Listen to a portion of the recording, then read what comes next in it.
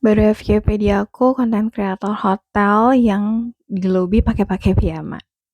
Jadi gini loh, itu untuk hotel luxury ya, kalau misalnya untuk hotel yang masih harga di bawah 500-an sih masih banyak yang pakai itu dan kamu jadi nggak sendirian pakai itu gitu. Tapi untuk hotel luxury memang mereka tuh rata-rata rapi-rapi, bahkan yang rambutnya tuh disasak pun banyak nginep di hotel luxury atau ada WNA gitu. Jadi kenapa nggak boleh, ya emang udah itu peraturannya kayak gitu. Jadi takut ada yang ngerasa nggak nyaman dan lain-lain.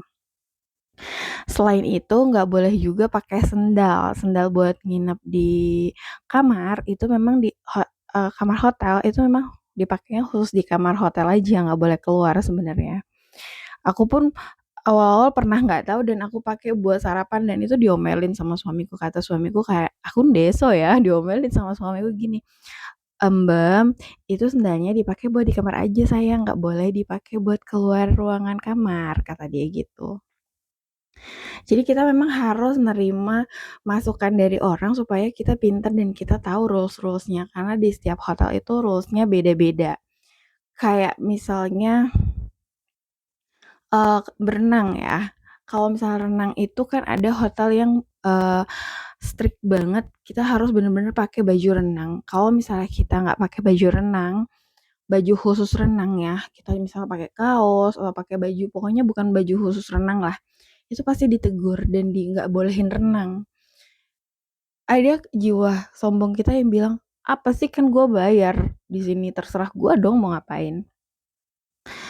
Tapi sebenarnya itu ada gunanya banget, manfaatnya banget. Kenapa hotel-hotel itu bikin peraturan nggak boleh renang itu kalau misal pakai kaos. Karena kalau misal kamu pakai kaos atau baju-baju di luar bukan baju renang, itu kan berat ya. Apalagi kalau misalnya anak kecil gitu. Misal kamu bawa anak, anaknya dipakein kaos terus berenang. Kalau misal dia kepleset lagi nggak dalam jangkauan penjagaan kamu nih, kamu lagi main handphone atau lagi nengok kemana, tahu-tahu dia kepleset, itu kaos itu kan bahannya kalau kena air semakin berat ya. Jadi bebannya itu makin badannya itu gampang mudah tenggelam gitu loh. Itu yang nggak dibolehin. Kenapa nggak boleh kalau misalnya nggak pakai baju renang? Sebenarnya buat safety juga, buat keamanan kamu juga. Tapi ada beberapa orang atau beberapa golongan yang, nggak sependapat nih, "Enggak lah, apa sih yang penting gue bayar bisa berenang, terserah gue dong," gitu, ada yang gitu, ada yang nggak setuju.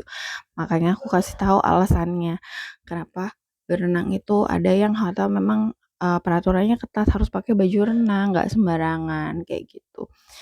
Apalagi kalau misalnya pakai baju kayak gini deh, kita nih kan nginep di hotel luxury mengusung privacy, misal lagi ada ngerayain anniversary atau lain-lain lah ya. Atau misalnya yang nginep setara, pejabat atau lain-lain, bukan pejabat pun bisa sih yang penting punya duit gitu kan, kita nginep. Tapi kalau di sana tuh lebih ke kayak, udah kita nginep nih sama orang tersayang kita, terus ada orang yang pakai piyama, terus piyamanya tuh misal yang bukan masalah piyama jelek ya, coba misalnya ada yang pakai piyama, terus piyamanya seksi banget gitu, terus makanya di lobi jalan-jalan, terus gimana tuh? Takutnya ada yang nginep itu si perempuannya itu cemburu, takut pasangnya ngelirik-ngelirik kayak gitu loh, lebih kayak gitu ya, atau pakai piyama terus nggak pakai daleman, kelihatan ya kan itu. Jadi ya takut kurang sopan aja, lebih ke kayak gitu, bukannya pakai piyama terus kampungan, bukan, tapi lebih ke menghindari, hal-hal yang seperti tadi aku sebutkan. Mudah-mudahan bermanfaat ya, terutama baju renang loh. Baju renang itu benar-benar memang kamu usahain harus berenangnya pakai baju renang. Jadi kalau misalnya amit-amit sampai kepleset, baju renang itu kan ringan ya. Jadi prosesnya lama tuh buat tenggelam dan orang yang jaga kolam renangnya pun yang dari pihak hotelnya cepet bisa gercep buat nyelamatin.